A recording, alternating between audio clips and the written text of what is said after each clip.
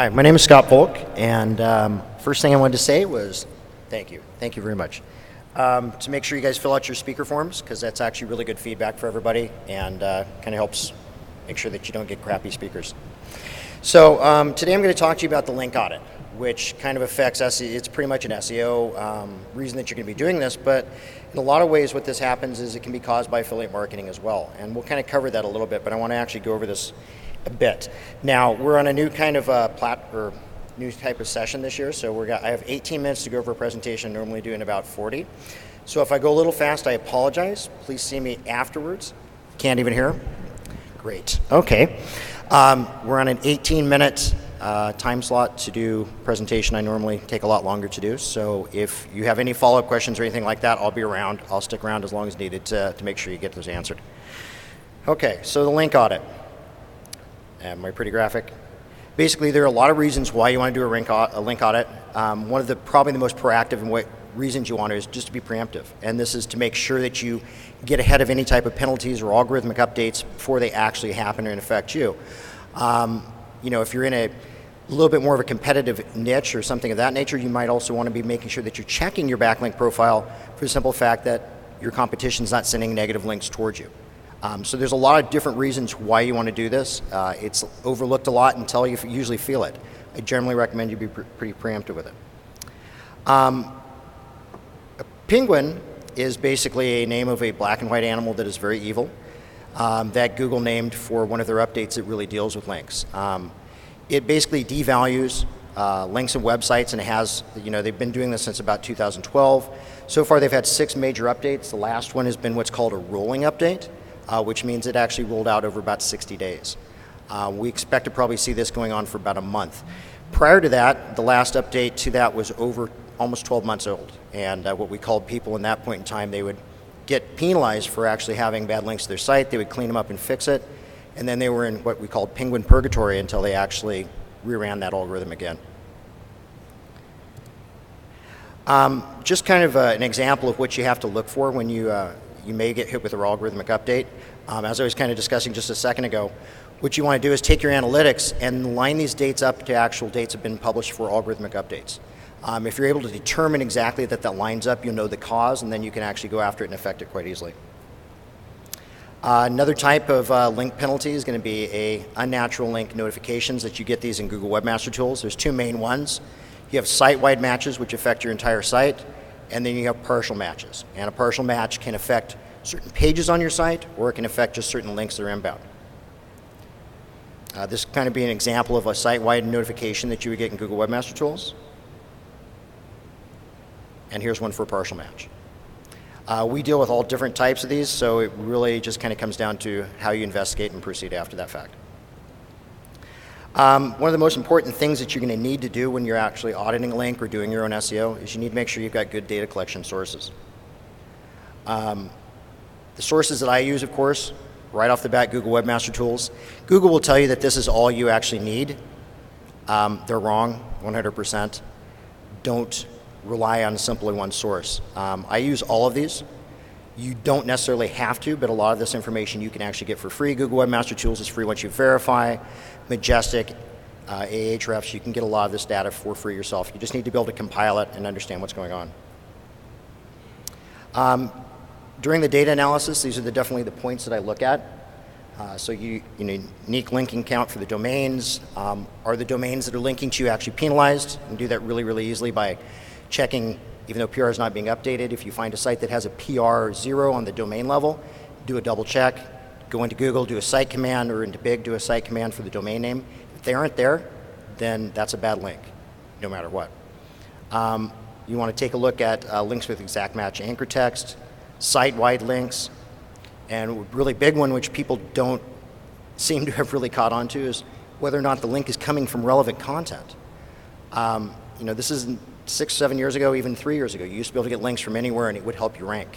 Now, I'm not going to 100% tell you that can't happen even today's landscape out there, but it's not going to help you in the long term. If you're building a brand, you really need to start thinking out there instead of thinking about what's going to actually get me ranked right this moment. Because when it comes down to it, Penguin, Panda, and all these different updates that Google's going with will affect every single website on the internet. It'll affect you negatively, positively, or neutrally. But eventually, every single website will be affected by these algorithm updates. Links from article directories and traditional directories are ones you want to kind of take a secondary look at. There aren't very many directories out there that are worth a damn anymore. A lot of links from the same IPs or C blocks. Hidden links within the HTML. This one's bolded for the simple fact if you have this, or people are linking to you like this, then you need to make sure that you disavow or get rid of those. Comments, spams, check them out whether no follows or follows. And then, three of the kind of, I guess, core metrics that you kind of want to look at are Moz rank, traffic, and domain authority. And the reason we use Alexa in there is not that it's accurately or that incredible accurate of a reporting tool, but it's going to give you a good gauge whether or not that site actually gets any traffic or not. If it's got a low traffic number, which means it gets a lot of traffic, then that's generally a good sign, and you still want to do a lot of manual review on it. Which brings me to the visual review. You always want to visually review the links that people that are linking to. You need to be able to do this to protect yourself. Is that link actually relevant to the content on your site? Is it coming from a site that's actually relevant to you? Does it look natural? And what I mean by natural does it say credit cards, buy this, whatever it is it a natural type link? And I mean, this is becoming more and more important as we go through. Back in the day when links were invented and people were linking with click here. They were linking with more information. They were linking with the full URLs. And then as Google evolved and anchor text became an important part of their algorithm, you started linking with credit card offers, prepaid Visa, whatever your niche or your market is, and that helps you rank. That's all changed. And people that still have link profiles like that are finding themselves getting into a lot of trouble. The location, where is the link actually located? If it's in the footer, the sidebar, places like that, the value of it is considerably decreased. You want it to be within the content, you want it to make sense. You want the content to surround it that makes sense to the content it's actually linking to. Some examples of bad links. If any of these are yours, I apologize. I just pulled some examples, but this one's, again, in the credit card space. Bio links for credit card. You've got different anchor texts here. This is excessive. One link per page is generally all you're going to need. The rest become discounted. They also set off filters that could get you flagged, secondary reviews. I wouldn't take, if this was mine, I wouldn't take a link from it. The other thing you also want to take into account is it says guest post.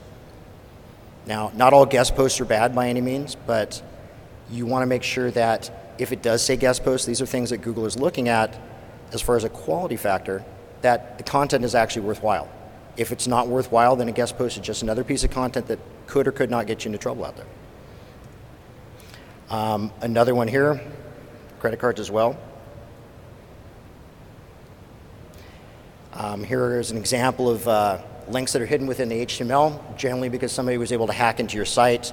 They throw up a div, put it 9,000 pixels off the page, and throw links in.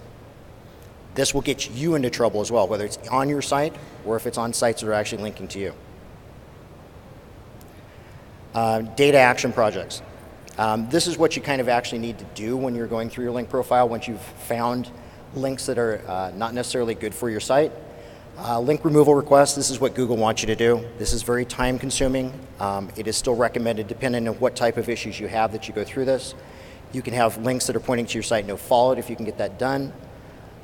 We usually recommend that with affiliate links. Disavow them if you can't contact the webmaster or you get no response or they refuse to remove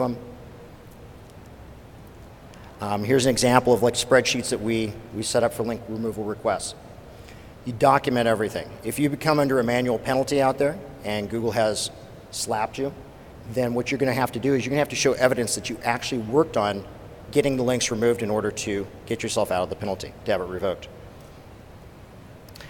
Disavowing can work for you as well, usually in a lot of combinations. It really just depends on what's happening with you. If you've got a really spammy backlink profile, disavow is a good way to actually start at the domain level. You can tell Google effectively, I don't want these links to count towards ranking my site. Now, affiliate merchant links, as much as it's part of your good program, you don't want one of your other integrated marketing channels to harm the other one. We've seen a few case studies out there, especially recently, where people with very aggressive affiliate programs were gaining SEO value off the actual affiliate links themselves. In today's day and age, that can actually harm you now. So there's some programs and plans out there that you can actually work with, such as, say, creating a custom 404 page that is effectively your offer if you're a merchant, but yet it produces a 404 error. What that's going to do is it's going to tell Google that whoever's linking to you is actually linking to you with a 404. If you have control over it, you want to use a rel no-follow or try to get them to go through redirectors that actually don't pass equity. So a 302 or 301 is not what you want to be using. Use something JavaScript, create a path that Google's not able to follow and pass equity to. Because if one of your affiliates that's linking to you gets banned in Google, well, then they're from a bad neighborhood, they're from a bad network now. And if that happens enough times, you can end up getting yourself into trouble because somebody's actually linking to you. You have to kind of think about the internet is really connected and all the websites are connected together. So when they find bad stuff or rotten, if you want to call it, look at it from a perspective of like roots, when they find rotten parts of a root, it can affect the entire tree. So it's good to make sure that you're actually really on top of who's linking to you, how they're linking to you, and why they're actually linking to you. The affiliate programs that are out there, you want to make sure that all you got to do is just come up with a technical solution so it doesn't harm your other integrated channels.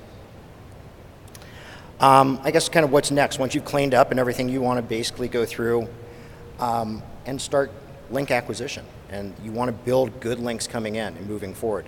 This is kind of your good long-term strategy. And if you're not doing this now, then you're going to be in a, just put it this way, you're going to be in a situation later on down the road where you're going to have to scramble to get there. And that's why most people get into trouble with links now.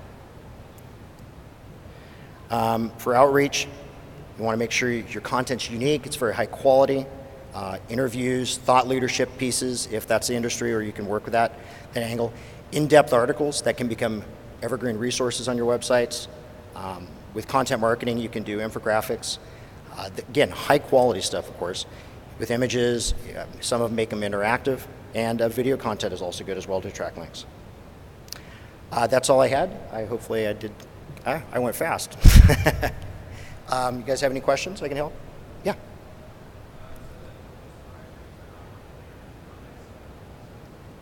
I'm sorry, I can barely hear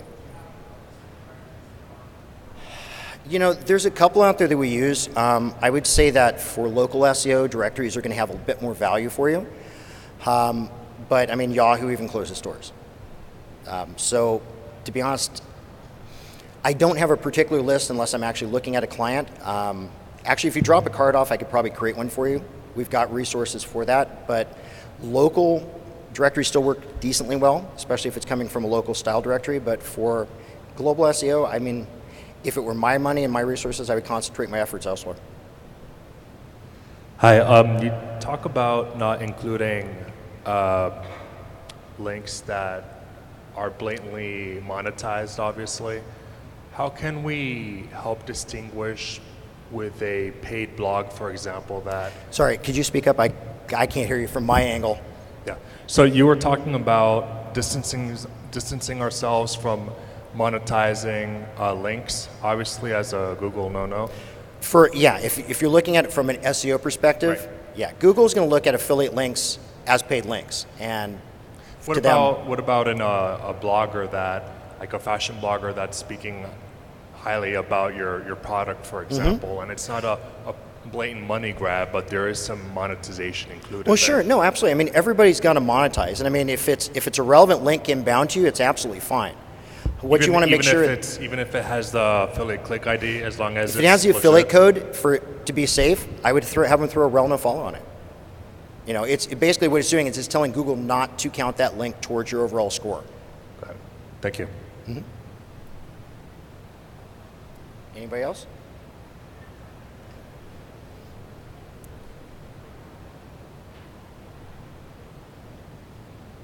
Hi. Can you provide us with an example about the affiliates links? How to, and a strategy?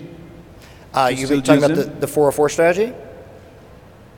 To still use an affiliate program and SEO on the same website. Okay, I'm sorry. The echo in here is really bad. Can you please give us an example of what would you do to have an affiliates program into a site and still be SEO efficient? Okay, yeah. No, so I mean, when you're working with networks and however you're going to be doing your affiliate tracking, what you want to do is you make sure that you're not passing a 301 redirect, because most affiliate programs you're going to have a click ID, whatever it comes through, and it goes through your own internal redirector or the program that you're working with, their redirector. The 301 and the 302 redirect are directives to Google, Bing, and the search engines that basically tell them pass equity in this manner. What you can do is you can use JavaScript redirects, or you can no index. I mean, there's a lot of different ways you can do in those steps to make sure that that equity is not being passed over. The easiest way and probably the most proactive way that you can do it if you're an actual merchant is to require that your affiliates put rel no follows on the actual links they're linking to you. If you don't have that type of control, then you have to take other means. There's one case study that was actually in Search Engine Watch a few months ago, that very large merchant that had a very aggressive affiliate program, thousands and thousands of inbound links, they got hit by Penguin. And the only way they were able to recover effectively was to disavow every link they possibly could that was pointing into the site. Even when that didn't seem to work, what they ended up doing was taking the landing pages, the URLs of those landing pages, keeping them to look the same, so the same user interaction, the same experience, but past a 404 error code. So basically what they were doing is they were going an additional step to tell Google that we don't want these links to count for us. In the end, they were able to actually recover from this, but it took a lot of effort. The main problem was affiliate links. They didn't have control. The websites themselves that were linking to them were not good in Google's eyes, but yet they were producers. You don't want to kill that from a marketing perspective, but unfortunately it does affect your SEO. Thank you. Okay.